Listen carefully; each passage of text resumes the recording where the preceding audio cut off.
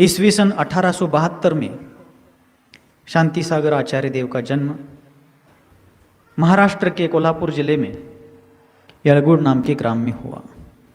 लेकिन जब उनका जन्म हुआ उस समय की परिस्थिति बहुत विचित्र थी। धर्म लगभग लुप्त हो गया था, मानवता चरमरा रही थी और श्रावकों में घोर अज्ञान रूपी अंधकार, मिथ्यात्व का भयंकर विष फैला हुआ था। ऐसी परिस्थिति में उन धर्म शिरोमणि का, उन भव्य शिरोमणि का जन्म हुआ। किंतु महापुरुष जब जन्म लेते हैं, जन्म लेने के पहले उनके जन्म लेने के लक्षण जनमानस में दिखाई देने लगते हैं।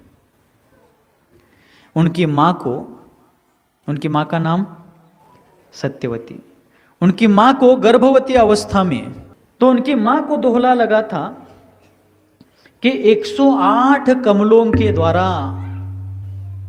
भोज धर्मनगर में विराजमान देवाधिदेव पार्श्वनाथ भगवान का अभिषेक किया जाए, भगवान पार्श्वनाथ की महापूजा संपन्न की जाए। इस प्रकार का एक महान दोहला, एक प्रकार की गर्भवती अवस्था की इच्छा उस माँ को निर्माण हुई थी। तब उनके धर्मपति श्रीमान भीमगौंडा पाटिल, इन्होंने कोल्हापुर के रंकाला तालाब से कमलों की व्यवस्था करके उस समय पार्श्वनाथ भगवान की दिव्य भव्य ठाट बाट से पूजा की थी। तो माँ को लगा हुआ जो दोहला था, माँ के मन में उत्पन्न हुई जो इच्छा थी, वह इच्छा यह दर्शाती है कि 108 कमलों के द्वारा पार्श्वनाथ भगवान की पूजा की जाए। इस प्रकार की इच्छा इस बात का द्योतक है कि उनके पेट में पलने वाला जो बालक है, जो संतान है, वो इस संसार में रहकर भी, संसार के कीचड़ में रह करके भी कमल जैसा अलिप्त रहेगा और अपने जीवन में 108 गुणों को धारण करके श्रामण्य धर्म की प्रभावना करते हुए फिर से इस धरती तल पर दिगंबरत्व की कीर्ति ध्वजा को फहराएगा। 1872 में बालक का जन्म हुआ।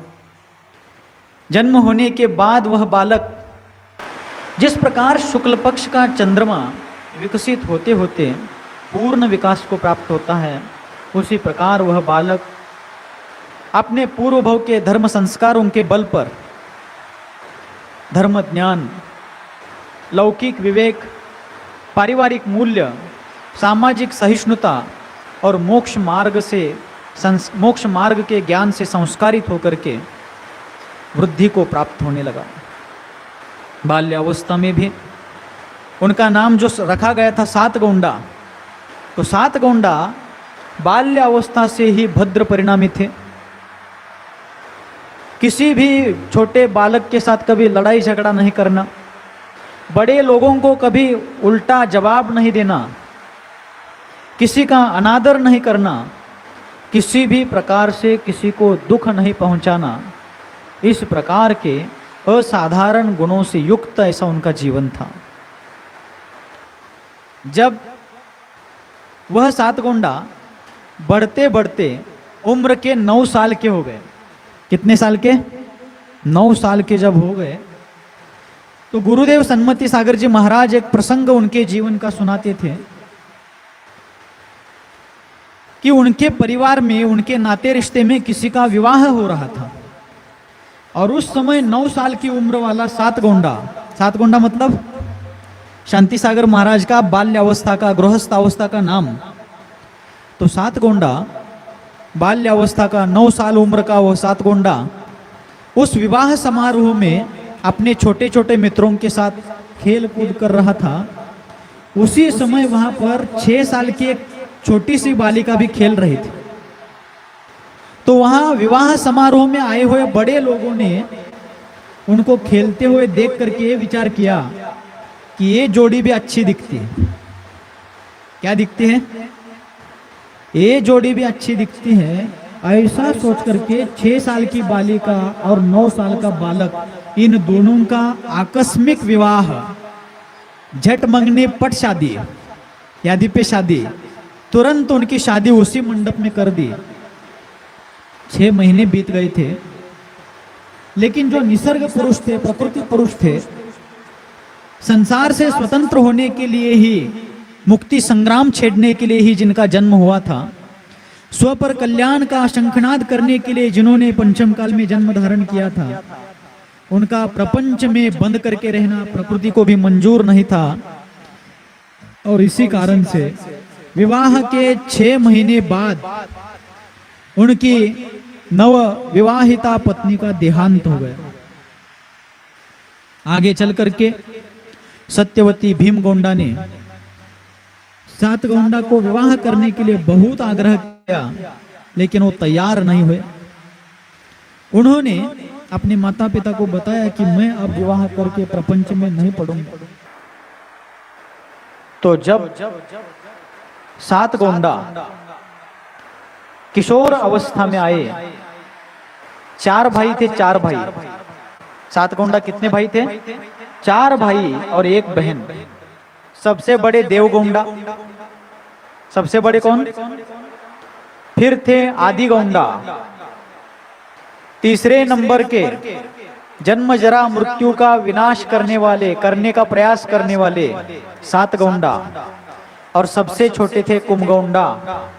और एक बाल विधवा बहन थी उनकी, उनका नाम था कृष्णाबाई। क्या नाम था? 4 भाई 1 बहन। जब सातगोंडा कुमार अवस्था में आए, उनकी कपड़े की दुकान थी। पिताजी उनको कहते हैं कि आज से तुम और कुमगोंडा कपड़े का दुकान संभालोगे। तो दोनों भाई, 3 नंबर के और 4 नंबर के दोनों भाई कपड़े के दुकान में बैठते थे। कपड़े के दुकान में बैठने के बाद भी सातगोंडा का ध्यान स्वाध्याय करने में, जाप्य करने में, सामायिक करने में लगा रहता था। कुमगोंडा कपड़े की दुकान संभालते थे। एक दिन कुमगोंडा कहीं काम के निमित्त से बाहर गए थे और सातगोंडा अकेले दुकान में बैठे थे। ठंड के दिन थे, ठंड का मौसम था, और उसी समय एक अत्यंत गरीब महिला फटी साड़ी पहन करके उनके दुकान के सामने से जा रही थी। उनके परिचय की थी। देखो, दयालु पुरुष, दया मूर्ति पुरुष किस प्रकार का जीवन जीते हैं। तो एक फटी साड़ी पहन करके एक महिला उनके दुकान के सामने से जा रही थी। उसी समय सातगोंडा ने देख लिया उनकी फटी साड़ी को और उनको बुलाया। बुला करके पूछा, है फटी साड़ी इतनी ठंड में क्यों पहनी हो? तो उन्होंने कहा कि सातगोंडा, हमारी परिस्थिति बहुत गरीब है, अच्छे कपड़े छोड़ो, साधारण कपड़े भी हमें नसीब नहीं होते। तो सातगोंडा उनको बुलाते हैं और एक नई साड़ी फोकट में ही उनको दे देते। अब वो गई अपने गली में, नई साड़ी लेकर आई तो 4 महिलाएं उनको पूछते हैं, ये नई साड़ी कहाँ से लाई? अब उनके मुख में क्या रहने वाला है? तो उन्होंने बताया, वो सातगोंडा था, मेरी फटी साड़ी देख करके उसने मुझे नई साड़ी दी है। 7-8 महिलाएं बारी बारी से फटी साड़ी पहन करके उनकी दुकान के आगे से चली गई। सबको बुलाया, साड़ी एक एक दे दी, जाओ पहनो। अब माउथ पब्लिसिटी यदि करना है तो काम महिलाओं को ही देना चाहिए। अब बात पहुंचते पहुंचते जब पुरुषों को पता चले तो वो भी फटी धोती, धोतरा, फटी धोती पहन करके सातगोंडा के दुकान के आगे से निकलने लगे। सातगोंडा बुलाते, एक एक धोतर देते, एक एक धोती देते। शाम के समय घर गए, माँ को कहने लगे, माँ आज व्यापार बहुत अच्छा हुआ। कौन कहने लगे? सातगोंडा कहते, माँ आज व्यापार बहुत अच्छा हुआ। माँ पूछती, कैसे? तो ऐसा ऐसा हुआ। माँ कहने लगी, कल से दुकान पर मत जाओ, नहीं तो दुकान का दिवाला निकल जाएगा। लेकिन जो दयालु पुरुष होते हैं उनको दुकान का दिवाला निकल जाए या दुकान बिक जाए इसकी चिंता नहीं होती। बस सुखी रहे सब जीव जगत के, कोई कभी न घबराए। दर्शन विशुद्धि की भावना जिनके हृदय में हमेशा के लिए स्थापित हो गई थी, ऐसे वे भव्य शिरोमणि सातगोंडा। एक दिन उनके पिताजी ने गर्मियों के दिनों में उनको खेत में बोए गए ज्वार की फसल की रक्षा करने के लिए भेज दिया। पंछी आकर के ज्वार के दाने खाएंगे तो नुकसान हो जाएगा, इसलिए उनके पिताजी ने, भीमगोंडा जी ने सातगोंडा को, तो जब सातगोंडा को पिताजी ज्वार के फसल की रक्षा करने के लिए, ज्वार के दानों की रक्षा पंछियों से करने के लिए उनको खेत में भेजते हैं। सातगोंडा वहां जाते थे। लेकिन वहां जाकर के वो पंछियों को नहीं उड़ाते थे। तो क्या करते, वो ये सोचते कि ये पंछी कहाँ जाएंगे, इनको अपना घर नहीं, अपना खेत नहीं, इनके भोजन का कोई नियोजन नहीं है, व्यवस्थापन नहीं है, इसलिए सात गोंडा पंछियों को दाने खाते समय उड़ाते नहीं थे, बल्कि ये चिंता करते थे ये पंछी दाने तो यहाँ खाएंगे लेकिन पानी पीने के लिए कहाँ जाएंगे। तो उन्होंने क्या किया, खेत में जो पेड़ थे उन पेड़ों को पानी के लोटे बांध दिए कि ये पंछी पानी भी, दाने भी यहाँ का है और पानी भी यही पिए। पड़ोस के किसान उनका मजाक करते थे, अरे तुम ऐसे पंछियों को छोड़ दोगे तो सारी फसल बर्बाद हो जाएगी, हाथ में कुछ भी नहीं आएगा। तो सात गोंडा कहते थे कोई चिंता नहीं, हमें कोई दुख नहीं, लेकिन पंछियों का पेट भरने दीजिए। तो पड़ोसी किसान कहते थे फिर हमारे खेत के पंछी भी तुम्हारे खेत में भेज देते हैं। तो सात गोंडा कहते स्वागत है, आपके खेत के पंछी भी हमारे खेत में भेज दीजिए। एक दिन किसी किसान ने, पड़ोसी किसान ने सात गोंडा के पिताजी को बताया कि आप फसल की रक्षा के लिए सात गोंडा को खेत में भेजते हो, लेकिन वो फसल की रक्षा नहीं करता है, वो दाने खाने देता है और दाने खाने वाले पंछियों को पानी की भी व्यवस्था करता है और स्वयं जाप्य करते हुए, सामायिक करते हुए बैठता है। लेकिन जब फसल की कटाई हुई, दाने निकाले गए, तो पड़ोस के किसानों के खेत में जितनी बोरियां यष्ट चीलगुड़ आगुल, उससे भी ज्यादा बोरियां सात गोंडा के खेत में आई, क्योंकि जो दया करने वाले पुरुष होते हैं उनको कुछ कम नहीं होता है। ली हुई वस्तु बेकार जा सकती है, लेकिन दी हुई वस्तु कभी बेकार नहीं जाती है।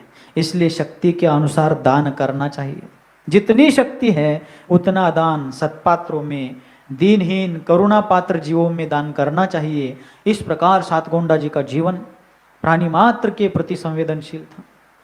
ऐसा करते करते सात गोंडा बचपन से ही दीक्षा लेना चाहते थे, लेकिन उनके माता पिता ने उनको ये कह करके मना किया था कि हमारे मरने के बाद ही तू दीक्षा लेगा।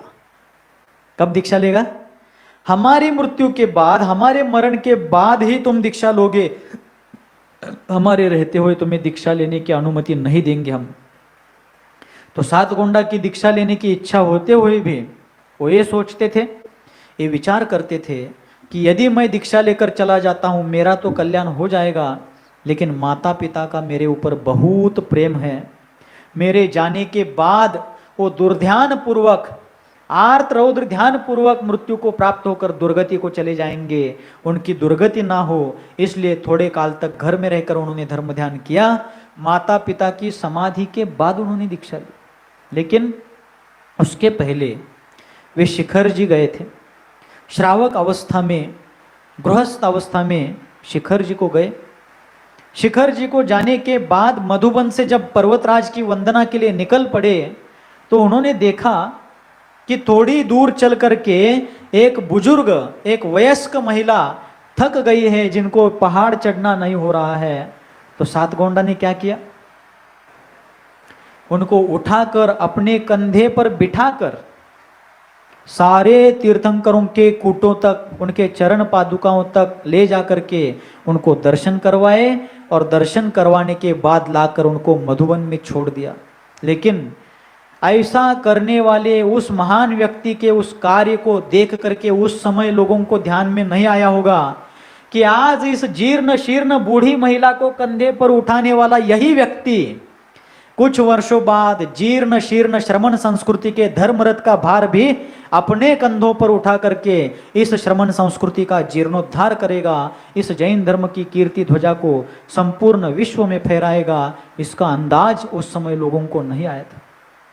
ऐसे महान धर्म धुरंधर, जिन्होंने अपने हित के साथ साथ औरों के हित का कार्य दीक्षा लेने के बाद ही नहीं, दीक्षा लेने के पहले से किया था, ऐसे महान धर्म शिरोमणि शिखर जी से आते समय तेल, घी, नमक, गद्दा आदि सबका त्याग करके घर आ गए और अपने घर में एकाशन पूर्वक रोज का भोजन करते।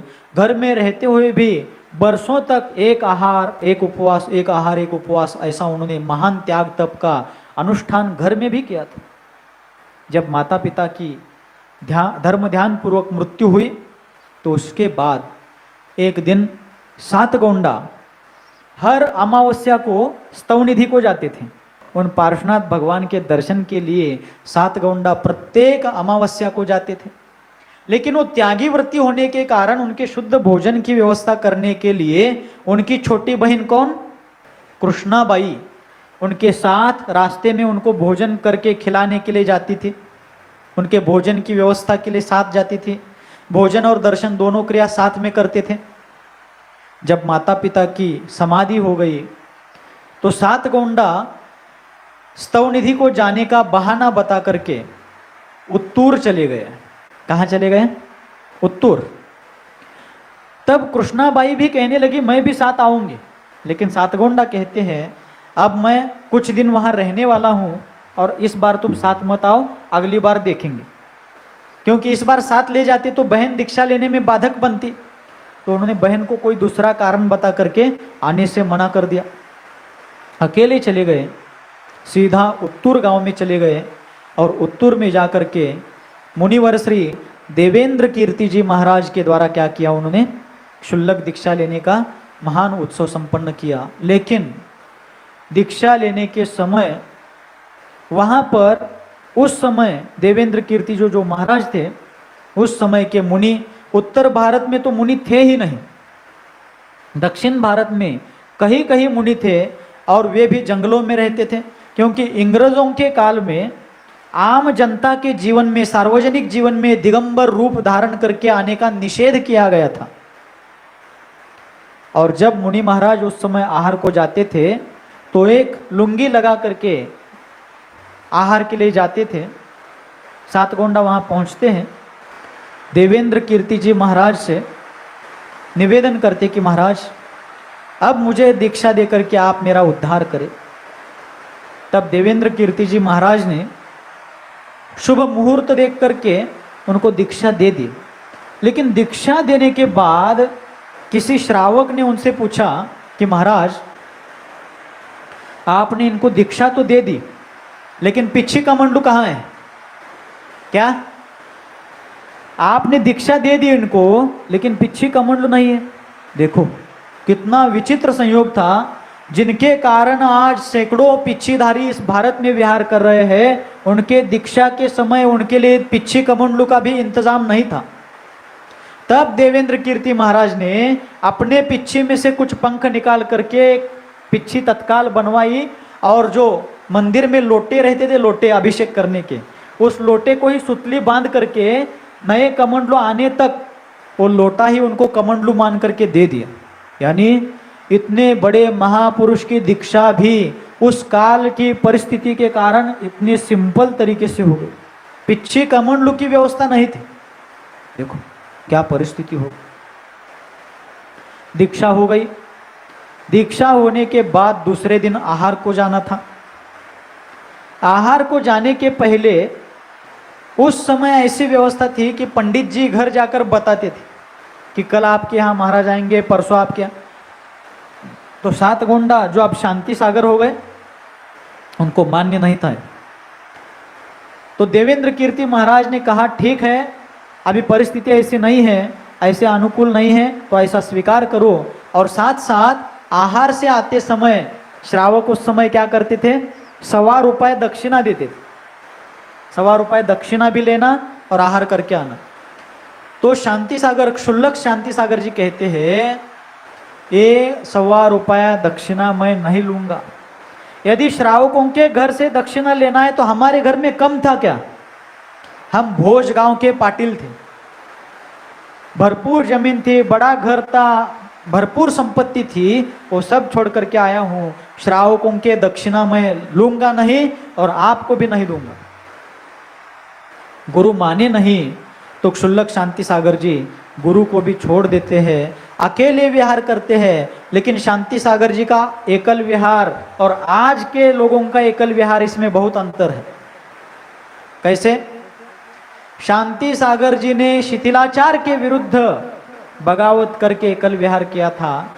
आज एक में से पटती नहीं इत्यादि कारणों से एकल विहार होता है, वो एक अलग बात है। लेकिन गुरु यदि परिग्रह धारण करते हैं तो उन गुरुओं को वंदन नहीं करेंगे, इस भाव से शांति सागर महाराज ने गुरु को भी छोड़ दिया।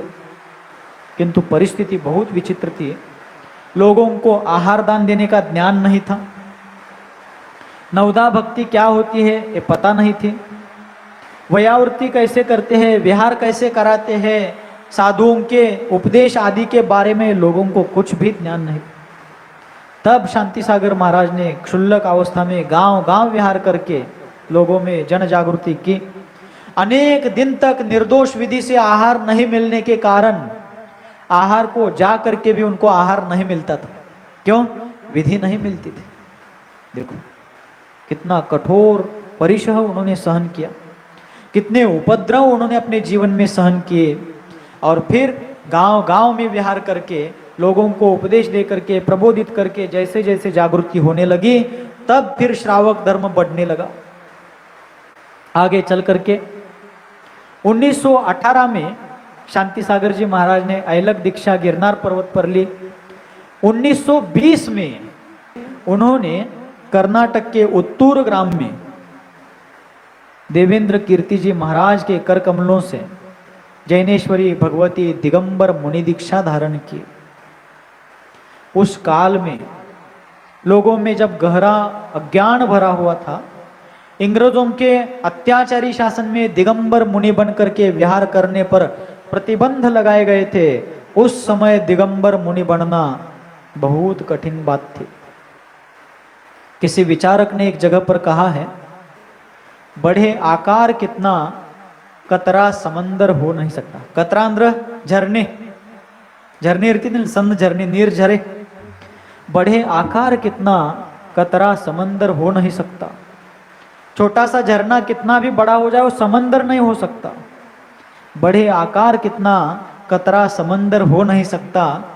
उठे ऊंचा कोई कितना वो अंबर हो नहीं सकता।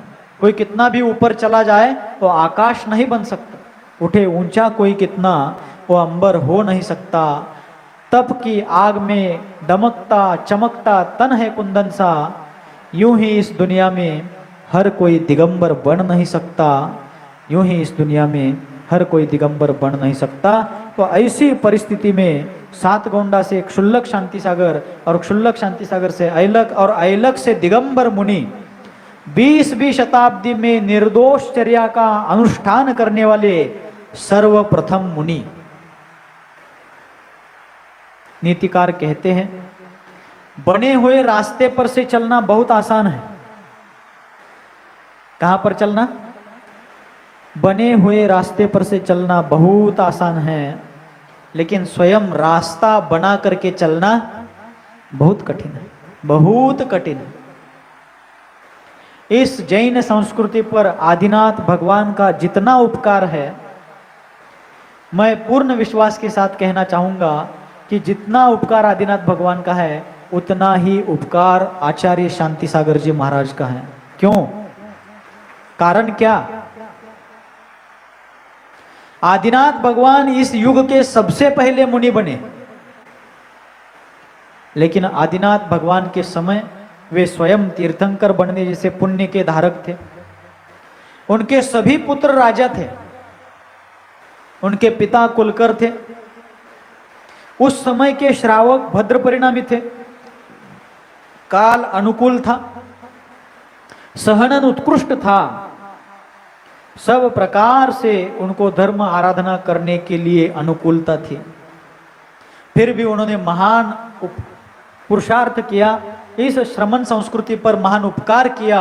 लेकिन शांति सागर महाराज के समय परिस्थिति बिल्कुल विपरीत थी। सहननहीन हो चुका था, लोगों में घोर अज्ञान और मिथ्यात्व फैला हुआ था। कोई भी राजा जैन धर्म को राजाश्रय देने के लिए नहीं था, बल्कि दिगंबर मुनि परंपरा लुप्त हो गई थी। दिगंबर मुनि बनकर के विहार करने के लिए प्रतिबंध लगाया गया था।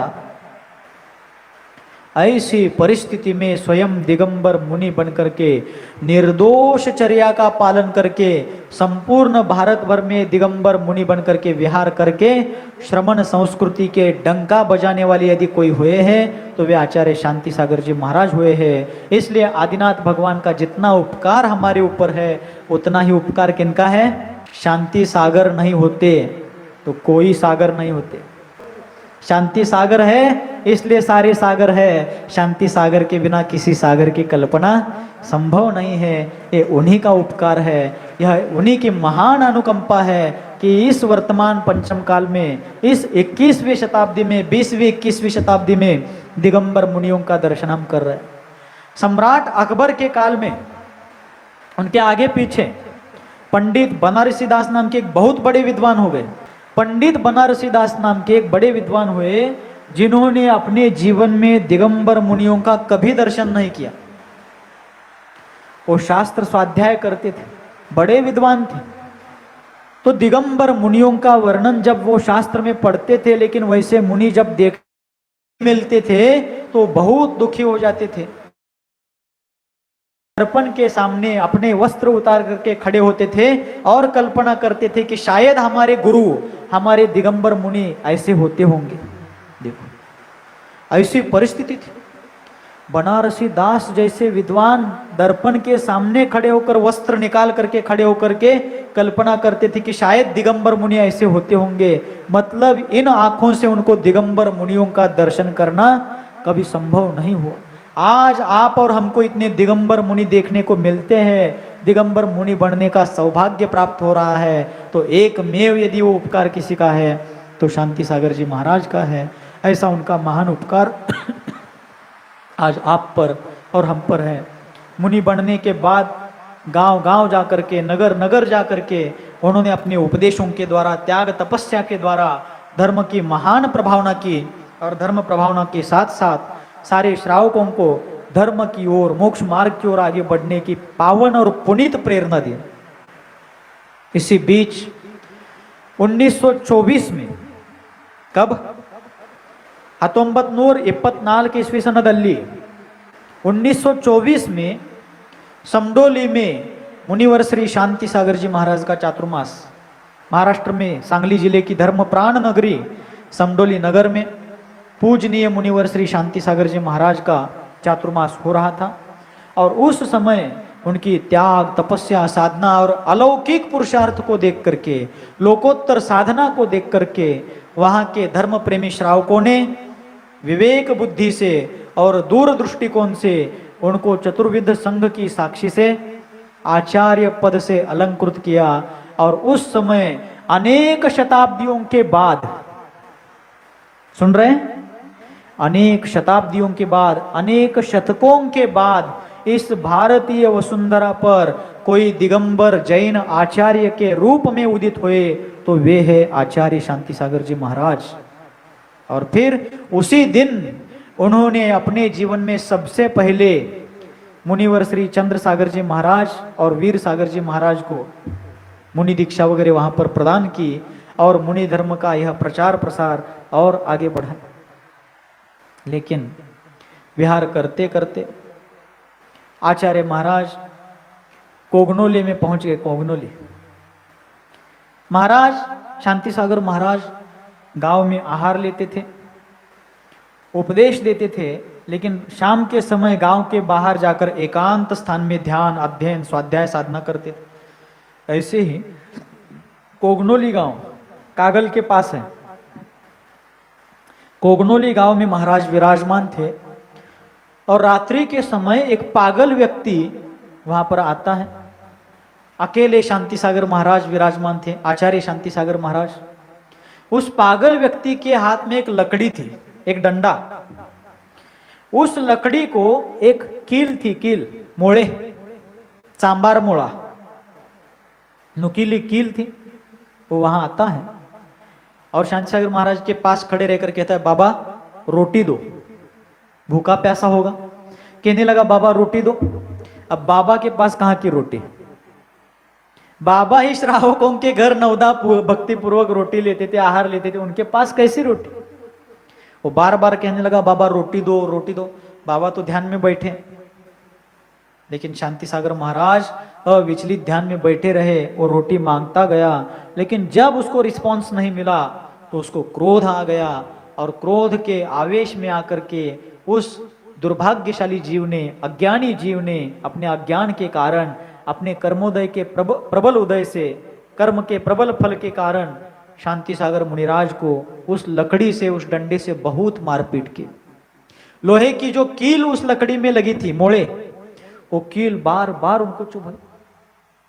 लेकिन कल्पांत काल मरुता चलिता चलेन किम मंदराद्रि शिखरम चलितम कदाचित। मेरु पर्वत, दुनिया के छोटे मोटे, छोटे बड़े सभी पर्वत प्रलयकालीन हवा में उड़ करके नष्ट होने वाले हैं, लेकिन मेरु पर्वत तो क्या, उसका शिखर भी नहीं हिलेगा। ठीक इसी प्रकार वे महामहिम आचार्य देव उस घोर उपसर्ग में भी अविचलित रहे। बाद में वो व्यक्ति वहां से चला गया, अपने आप चला गया। दूसरे दिन श्रावक आकर के देखते हैं तो महाराज पद्मासन में ध्यान में बैठे थे। सारा शरीर रक्त रंजित हो गया है, जख्म हो गए हैं, लेकिन चेहरे पर उपसर्ग विजय की अपूर्व शांति छाई हुई थी। ऐसे महान साधना, ऐसे अलौकिक साधना के धनी आचार्य शांति सागर जी महाराज। इसलिए किसी विचारक ने एक जगह पर कहा, दिगंबर मुनि बनना कोई खेल नहीं है बच्चों का।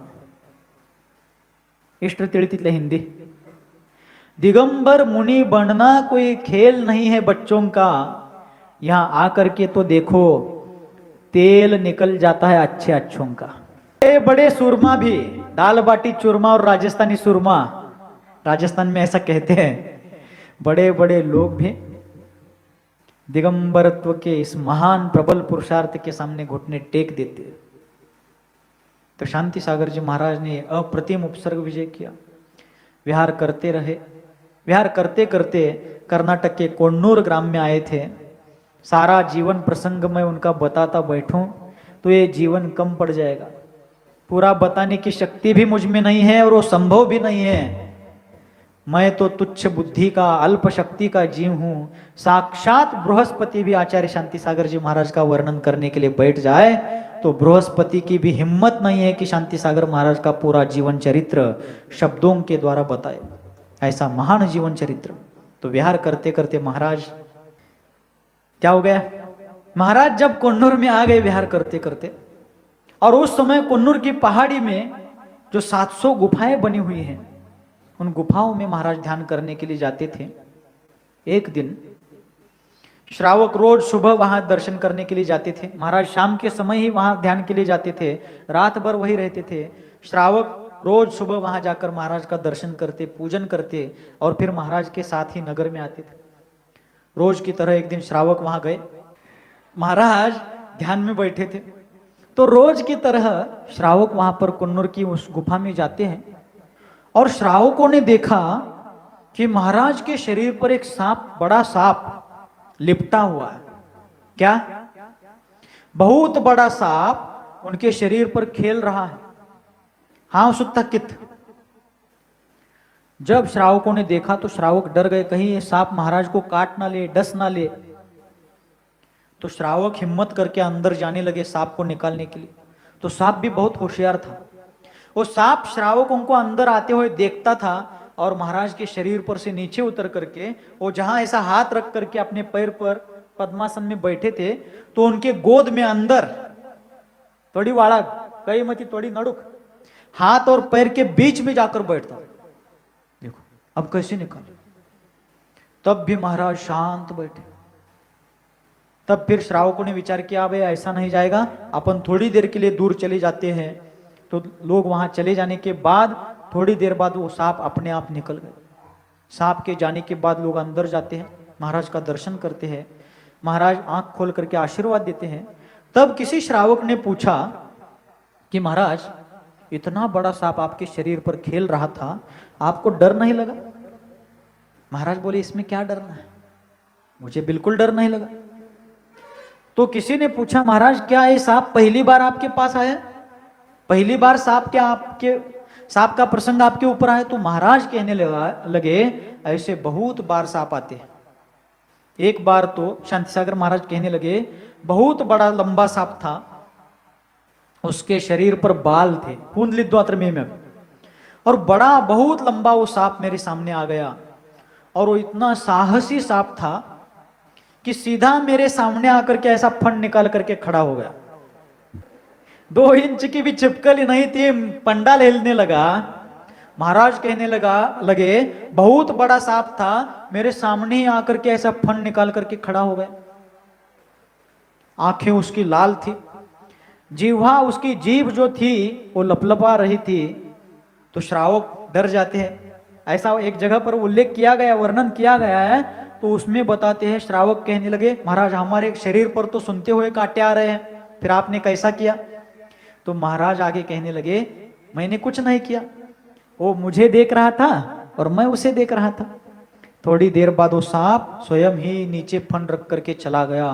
देखो कितना साहस, अलौकिक साहस, अलौकिक पुरुषार्थ, इतनी निर्भयता, मरण और जन्म के रहस्य को जाने बिना किसी में नहीं आ सकती।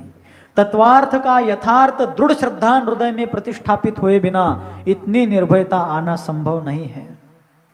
एक बार आचार्य शांति सागर जी महाराज सम्मेद शिखर जी की वंदना करके मध्य प्रदेश में आए थे 1927 में। कब?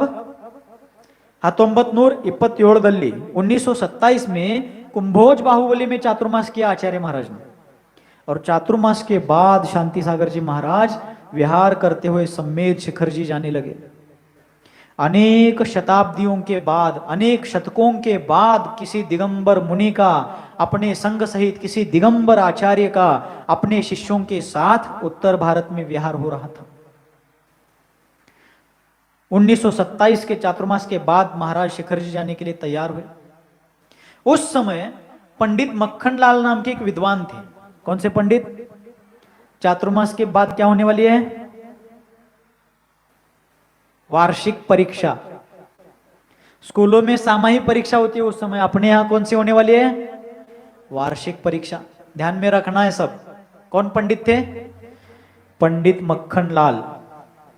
पंडित मक्खनलाल नाम के एक विद्वान महाराज के पास आते शांति सागर महाराज के बाद, और कहने लगे महाराज उत्तर भारत में बहुत बड़े बड़े घने जंगल है,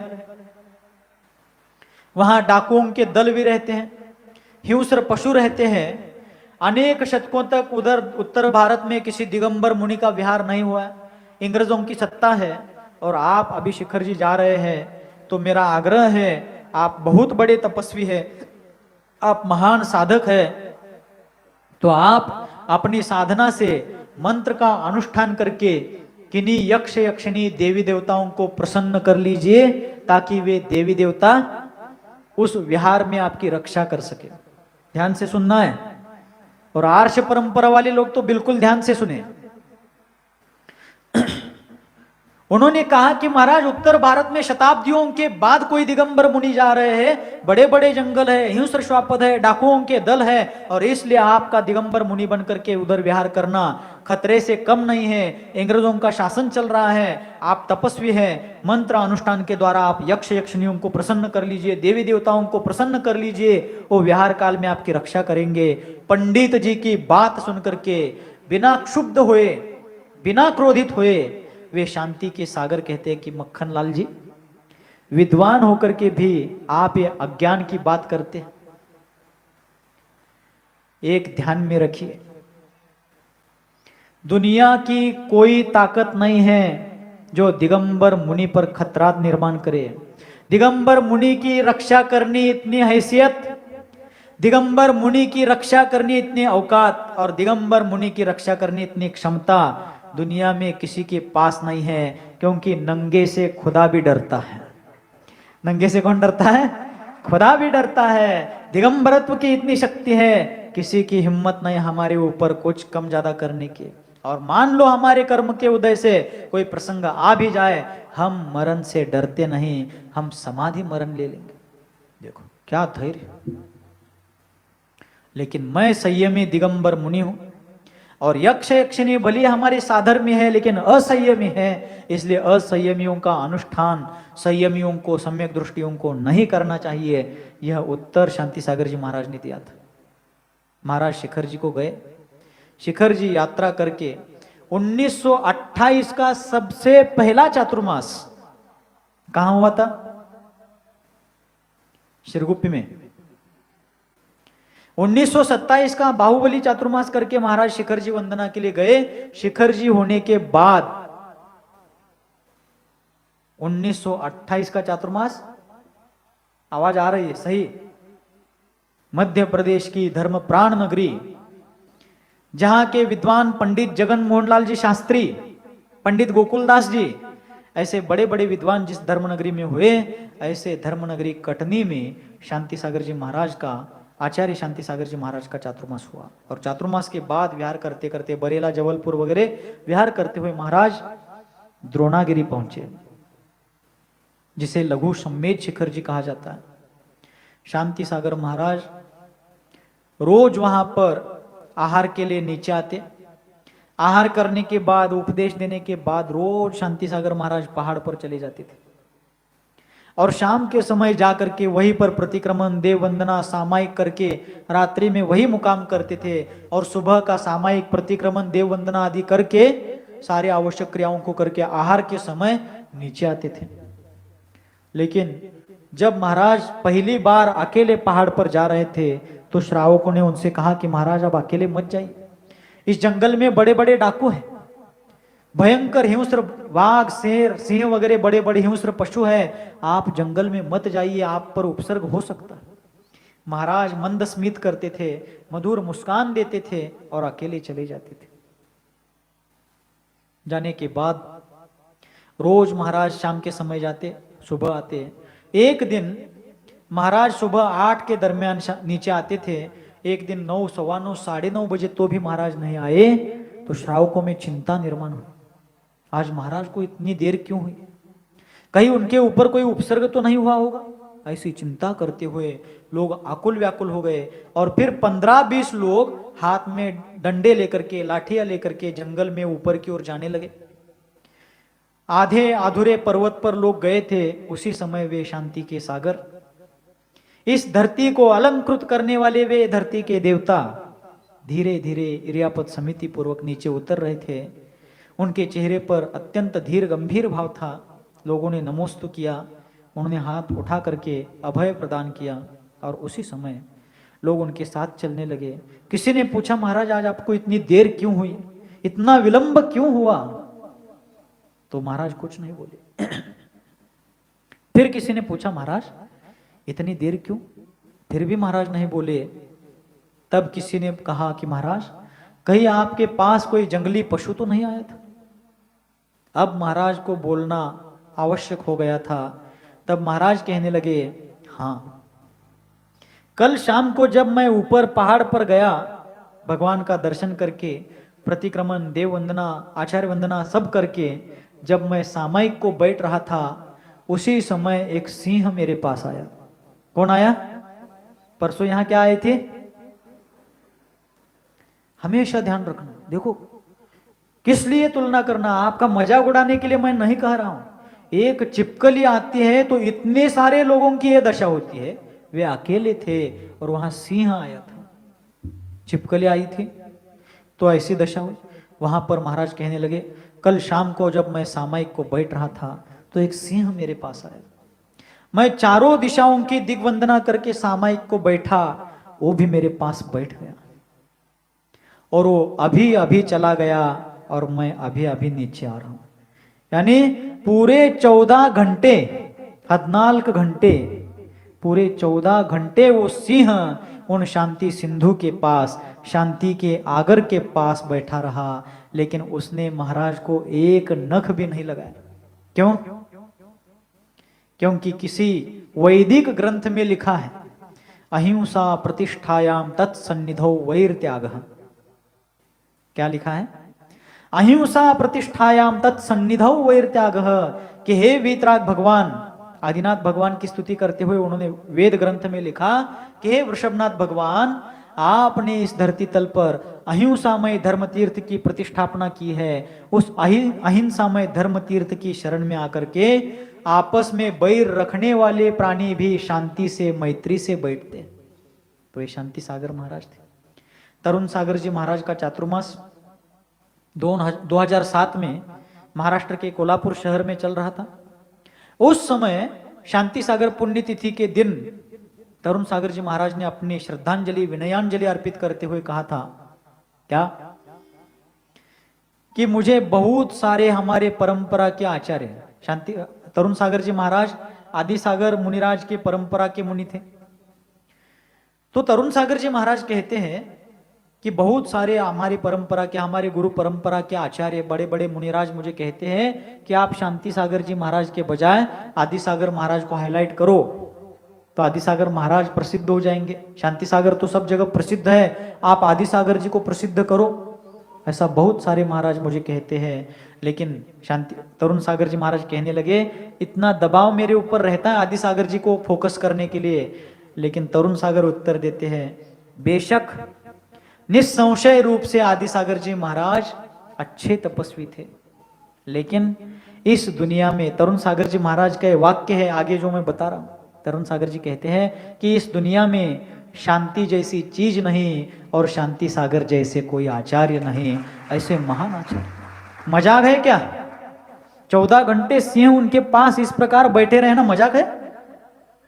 जो शिकार करने के लिए निकला था, सिंह बाहर कब घूमते हैं?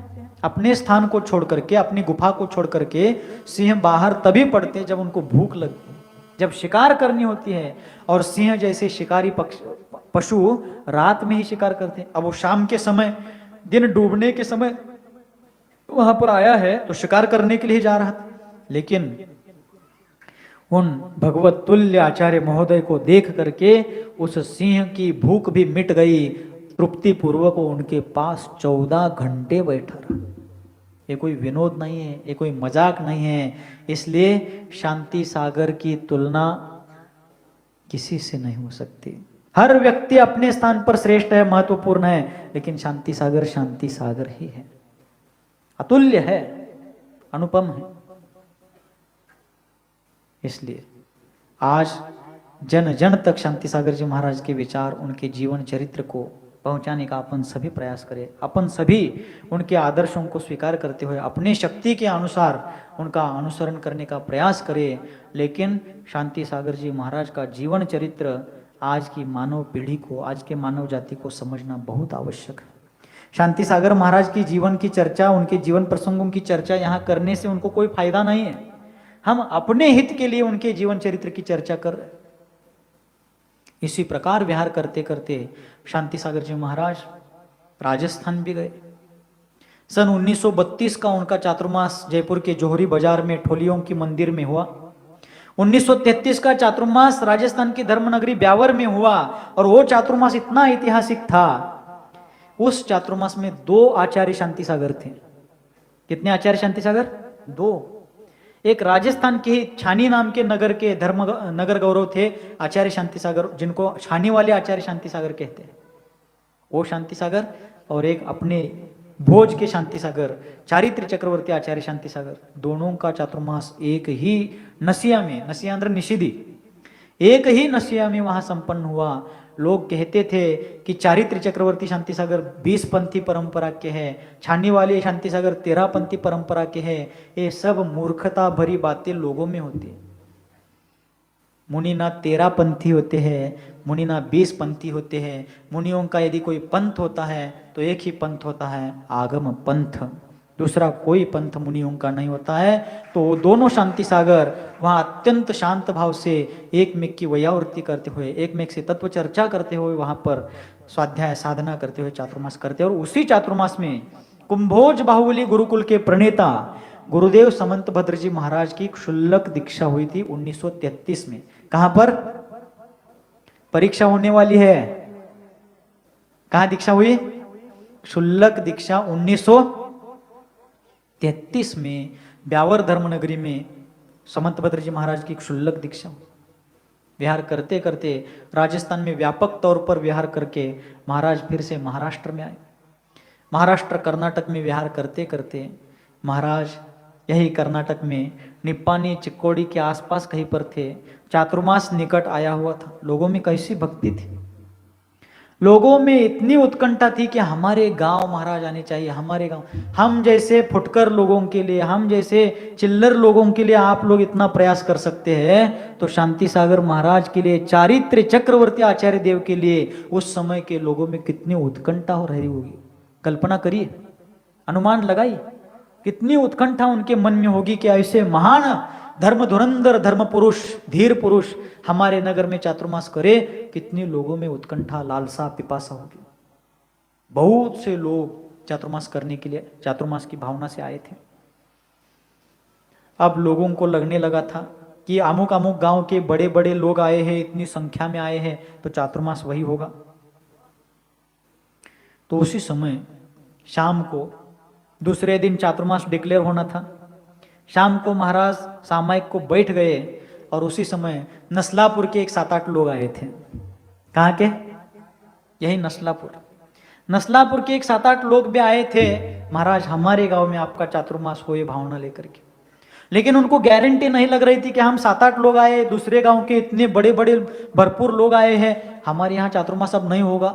ऐसा उनके मन में एक भय निर्माण हुआ था। तो शाम को जैसे ही महाराज सामायिक को बैठे, लोग अपने अपने घर चले गए। उस समय नस्लापुर के उन 7-8 लोगों में से एक बलवान व्यक्ति, जिनका नाम था भीमगौंडा मखदूम, जिनको प्रेम से सभी लोग भीमशाह मखदूम कहते थे, उन्होंने शांति सागर महाराज को क्या किया, 4 लोगों ने मिल करके उनका पाठा उठा लिया। देखो हिम्मत, देखो हिम्मत से ज्यादा भक्ति देखो। नस्लापुर के 4 लोगों ने 4 तरफ से महाराज का सामायिक को जिस पाटे पर बैठे थे वो पाटा उठा लिया, और भीमशाह मखदूम उस पाटे के नीचे जाते हैं और उस पाटे को अपने सिर पर उठा लेते। और बाकी के 3-4 लोग थे, वो लालटेन लेकर, लालटेन मीन्स कंदील, कंदील लेकर के, लालटेन लेकर के उस बारिश भरी रात में वहां से 15-20 किलोमीटर चल करके सुबह होने तक चले, और सुबह होते होते नस्लापुर पहुंच गए। दिन उग गया। महाराज देखो, महाराज की साधना भी देखो, श्रावकों की भक्ति देखो। रात भर भीमशाह मखदूम अकेले ही अपने सिर पर इतने बड़े आचार्य को लेकर चल रहे, और महाराज की भी एकाग्रता देखो। पाटा एक ही व्यक्ति के सिर पर है, थोड़े भी हिलते तो गिर जाते, लेकिन महाराज रात भर एक आसन में बैठे बिना हिले। सुबह होते होते दिन उग गया, तो महाराज कहने लगे, भीमशाह अब दिन उगा है, अब तो मुझे नीचे उतार। तो भीमशाह मखदूम ने उनको नीचे उतार दिया।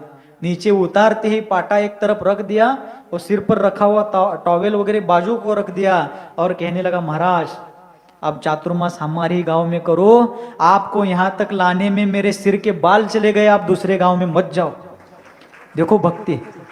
तो महाराज कहने लगे, अरे बाबा हम संख्या को देखकर नहीं जाते, हम भक्ति को देखकर जाते हैं। रात भर भले ही आपने मुझे चलाया है, लेकिन आपकी भक्ति की दाद देनी होगी, इसलिए इस बार चातुर्मास नस्लापुर में ही करेंगे। तो उस समय चातुर्मास नस्लापुर में, उस समय के लोग, उनकी भक्ति। हमें लोगों ने धमकी दी थी, महाराज चातुर्मास यदि इस बार शिरगुप्त पे नहीं हुआ तो हमने पालकी बनाई है ताला लगाने की, हमें ताला लगाने की धमकी दे रहे हैं। लेकिन उन भीमशाह मखदूम क्या कहते हैं, महाराज सिर के बाल गए हैं आपको यहां तक लाने में, चातुर्मास कहां होना चाहिए, यही होना चाहिए। ऐसी भक्ति महाराज के प्रति थी। लेकिन महाराज इतनी भक्ति मिलने के बाद भी लोग उनके ऊपर प्राण अर्पित करने के लिए तैयार थे, लेकिन महाराज कभी ख्याति, यश, पूजा, प्रतिष्ठा, स्वयं की प्रशंसा, स्वयं की अपने आत्म प्रशंसा कभी मुख से नहीं करते थे। यश कीर्ति की उनको बिल्कुल कामना नहीं थी। ऐसे लोकोत्तर साधक। एक दिन शांति सागर जी महाराज यही नस्लापुर के आसपास कहीं विराजमान थे। कुछ श्रावक उनके पास आते हैं और आकर कहने लगे, महाराज हम अमुक अमुक पुस्तक छापने वाले हैं और उसमें आपकी फोटो भी छापने वाले हैं, क्योंकि दिगंबर मुनि आज बन चुके हैं। आज भी इस भारत में दिगंबर मुनियों का विहार होता है, ये सर्वत्र प्रचारित होना चाहिए, इसलिए हम आपकी फोटो छापना चाहते हैं। तो उनका उद्देश्य धर्म प्रचार का था, इसलिए शांति सागर महाराज ने फोटो लेने की उनको अनुमति दी। फोटो लेने के लिए बैठ गए, फोटोग्राफर आए थे। उस समय फोटो लेते समय फोटोग्राफर कहने लगे महाराज यहाँ नहीं, वहां बैठे, यहाँ अंधेरा है, वहां बाहर चले। अब महाराज ने फोटो लेने की अनुमोदना तो दी थी, इसलिए आप बाहर गए। वहां बैठने के बाद वो फोटोग्राफर कहने लगे महाराज थोड़ा इधर देखिए, थोड़ा इधर देखिए। फिर अब ना इलाज था, शब्द दिया था, इसलिए महाराज ने उनको वैसी पोज दे दी। लेकिन आज की तरह पोज नहीं देते थे अपनी व्यक्तिगत यश प्रतिष्ठा के लिए, धर्म प्रभावना के उद्देश्य से उन्होंने अनुमति दी, फोटोज दिए। लेकिन फोटोग्राफर और श्रावक जाने के बाद महाराज को बड़ा पश्चाताप हुआ कि किसी भी कारण से आज मैं पराधीन हो गया। उनको क्या लगने लगा, आज मैं पराधीन हो गया। इसलिए उन्होंने प्रायश्चित्त ले लिया कि 7 दिन तक, कितने दिन तक, दूध भात पानी, बोलो, पानी, अन्ना हालू नीरू, दूध भात पानी के अलावा 7 दिन तक कुछ नहीं लूंगा। प्रायश्चित ले लिया। दूसरे दिन आहार को गए, श्रावक दिखा रहे हैं अमुक है तमुक है ये है वो, कुछ नहीं लिया उन्होंने, दूध भात पानी। दूसरे दिन भी वैसा ही हुआ, सब दिखाया लेकिन लिया ही नहीं, लेकिन महाराज ने दूध भात पानी ही लिया। तीसरे दिन वैसा ही हुआ, चौथे पांचवें दिन भी ऐसा ही हुआ, छठे सातवें दिन भी महाराज ने सब हटाया और दूध भात पानी ही लिया। 8वें दिन अब महाराज का कोई त्याग नहीं था ऐसा, 7 दिन का ही प्रायश्चित था। 8वें दिन महाराज आहार को गए, लेकिन श्रावक इतने एक्स्ट्रा ऑर्डिनरी थे, इतने टैलेंटेड थे, महाराज आहार को गए। अब महाराज का कोई ऐसा दूध भात पानी लेने का नहीं था, लेकिन श्रावकों को इतनी चिंता थी कि महाराज का व्रत नहीं टूटे। उन्होंने बिना महाराज के हटाए भी स्वयं अपने विवेक से ही महाराज को दूध भात और पानी ही दिया, दूसरा कुछ दिया ही नहीं। और वे शांति सागर थे, उनको कोई आकुलता नहीं थी। महाराज भी उतना ही लिए, बैठ गए। 9वें दिन भी वैसा ही हुआ, 10वें दिन भी वैसा ही हुआ, 11वां 12वां 15वां 20वां 30वां 40वां दिन, 100वां दिन, 1000वां दिन बीत गया। कितना काल बीत गया ऐसा, 7.5 वर्ष तक। कितने वर्ष तक, 7.5 वर्ष तक ऐसा ही चलता रहा। उनकी जगह यदि मैं होता ना, 2 झटके देता, क्या आपको अकल है क्या नहीं, ऐसा है क्या नहीं, वैसा है क्या नहीं, कह देता। लेकिन वे शांति सागर, उनमें और हम में यही अंतर है। आपसे कदाचित मैं कुछ नहीं कहता, लेकिन महावीर भैया से तो कहता, अरे महावीर भैया आहार में सिर्फ दूध पानी दूध भात दे रहे, दूसरा कुछ तो जुगाड़ लगाओ, इंतजाम करो। लेकिन शांति सागर महाराज और हम बहुत, कोई तुलना ही नहीं, बहुत अंतर नहीं, तुलना ही नहीं है, नो कंपैरिजन। किसी से कुछ नहीं कहा, कोई आकुल व्याकुल। 7.5 वर्ष बीत गए। है क्या कोई यहां पर ऐसा सुरमा है? मौन है। महाराज है कहने की भी हिम्मत नहीं है। 7.5 वर्ष बीत गए, महाराज दूध भात पानी लेते हैं। एक दिन स्वाध्याय चल रहा था, कोई पंडित जी आए थे उत्तर भारत से। मूलाचार ग्रंथ में पिंड शुद्धि अधिकार की चर्चा चल रही थी, और उसमें चर्चा आ गई कि मुनिराज दाल रोटी साग सब्जी आदि यथा योग्य सात्विक आहार ले सकते हैं।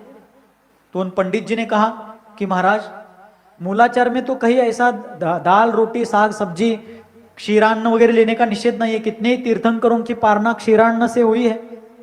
महाराज बोले हाँ हुई है, ऐसा कोई निषेध नहीं किया, ऐसा नहीं लेना चाहिए वगैरह। तो फिर पंडित जी कहने लगे, फिर महाराज आप दूध भात और पानी ही क्यों लेते हो? तब महाराज कहते हैं कि आप जितना देते हैं उतना ही मैं लेता हूं। यदि मैं होता तो कहता अब अवसर आया है, लोहा गर्म है, हथौड़ा भी है, लगा दो खाओ। मैं कहता आप जैसे मूर्ख लोग 7.5 साल तक मुझे इतना ही देते आए, इसलिए मैं ऐसा ले रहा हूं, ऐसा मैं कह देता। लेकिन वे शांति सागर थे, वे कहने लगे आप जितना देते हैं उतना मैं लेता हूं। और ऐसा कहते समय उनके वचनों में कोई क्षोभ नहीं था, शांत भावपूर्वक उन्होंने कहा। फिर श्रावकों में इतना क्लेश हुआ, इतना दुख हुआ, अरे हमारी कितनी बुद्धिहीनता। अब दूसरे दिन आहार को उठे, आहार को जाने के बाद महाराज रोटी है, दाल है, सब्जी है, पोड़ी है, पूरी है, बासुंदी है, अमुक है, तमुक है, ये है। इतना लंबा मेनू कार्ड क्यों? 7.5 साल से दूसरा कुछ लिया नहीं। लेकिन दूसरे दिन महाराज ने कुछ लिया नहीं, दूध भात पानी ही लिए। मैं होता तो क्या करता? इतने साल बाद ले मिल रहा है, चलो पहले ले लो, बाकी जो कुछ भी हो बाद में बताएंगे। महाराज ने लिया नहीं। आहार करके मंदिर आए। श्रावक ने पूछा, महाराज आज हम सब दे रहे थे, आपने क्यों नहीं लिया? महाराज ने पूछा, आपने दाल, आटा, मिर्च, मसाला कब पीसा है? सब हिट्टा योग बीसी दे रहे अल्लाह। कहने लगे, महाराज कल शाम को आपका प्रवचन स्वाध्याय सुना, वहां से घर गए, हिंडी तो अर्थात रात में हमने सब पीसा है, आटा, मिर्च, मसाला। तो महाराज ने कहा, मुझे अंदाज था कि आप रात में करोगे, पीसोगे, इसलिए मैंने नहीं लिया है। तो फिर उसके दूसरे दिन उन्होंने सब दिन में बना हुआ, स्वयं के लिए बनाया हुआ सात्विक शुद्ध आहार उनको दिया। फिर 7.5 वर्ष बाद उन आचार्य भगवान ने, उन तपो निधान लोकोत्तर साधक ने थोड़ा सा अन्न ग्रहण किया। अपने पूरे जीवन काल में 84 वर्ष की उम्र में महाराज की सल्लेखना हुई, 84 ವರ್ಷದಲ್ಲಿ। लेकिन 43 साल का साधु जीवन था उनका। क्षुल्लक, ऐलक और मुनि अवस्था का जीवन काल 43 वर्ष था।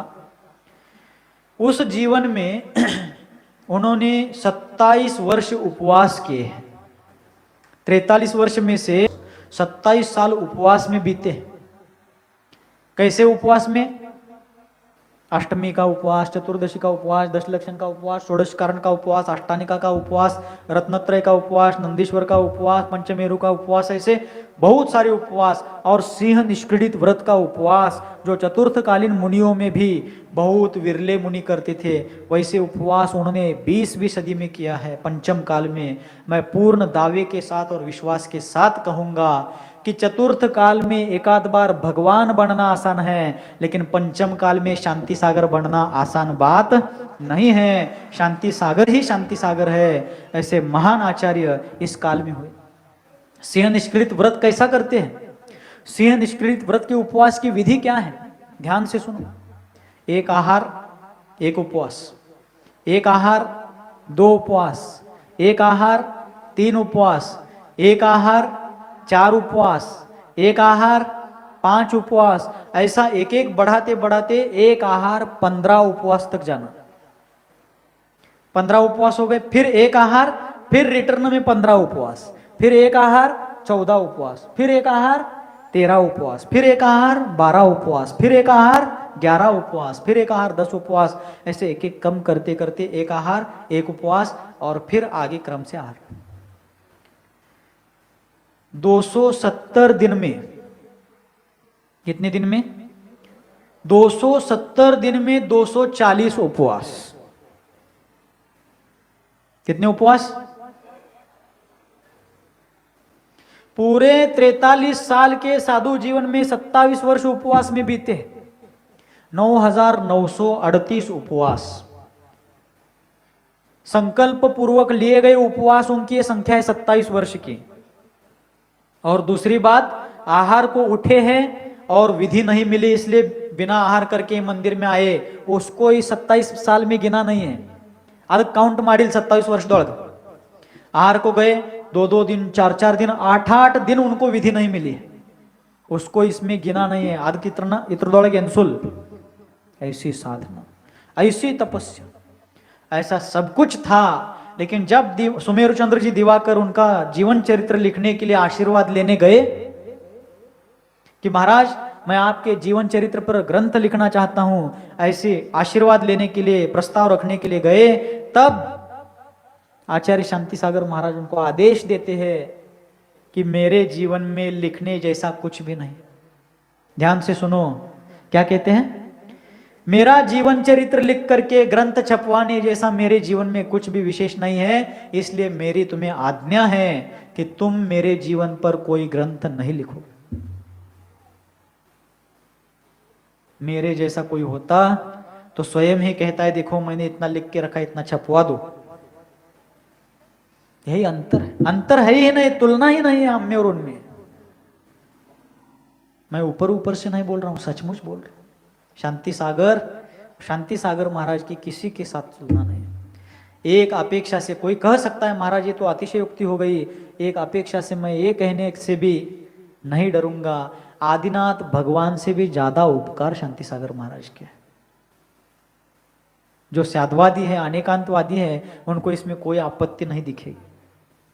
ऐसे महान तपस्वी। एक बार महाराज के सारे शरीर पर फोड़े हो गए, गुड़ियद्दू। किसी ने पूछा महाराज क्या हुआ, आपके शरीर पर फोड़े? महाराज कुछ नहीं बोले, शांत बैठ। 5 बज गए, 5-7 मिनट। महाराज कुछ नहीं बोले। तब फिर से उन्होंने पूछा महाराज क्या हो रहा है, वैद्य को बुलाते हैं आप बताइए। तो महाराज बोले वैद्य को बुलाने की जरूरत नहीं है, कोई विशेष कारण नहीं है। फिर उन्होंने पूछा क्या कारण है फिर? तो बोले 8 दिन से इस शरीर को पानी नहीं मिला है। पानी नहीं मिला मतलब मैं रोज आहार को जाता था, लोग मुझे दाल रोटी सब्जी चावल सब देते थे, लेकिन पानी ही नहीं देते थे। भोले भाले लोग थे, आहार देने की विधि मालूम नहीं थी, और विधि मालूम नहीं होने के साथ साथ उनके भी उस प्रकार के अंतराय का उदय था, अंतराय कर्म के, जल लाभांतराय। 8 दिन तक लोग उनको आहार तो दे रहे थे, रोटी दाल सब्जी वगैरह, लेकिन पानी देना ही भूलते थे। तो अन्न तो मिला है लेकिन पानी नहीं, उष्णता बढ़ती गई। आप सादा, आपका अनुभव बड़ा है इस बारे में। आप चावल पकाने के लिए रखते हैं, भात बनाने के लिए, थोड़ा भी पानी कम पड़ता है तो उसमें क्या होता है? करपाश होगतीतल्या सुट्ट होगती, जल जाता है चावल। थोड़ा पानी कम पड़ा है, पानी तो डाला है लेकिन थोड़ा कम पड़ने पर ऐसी स्थिति होती है।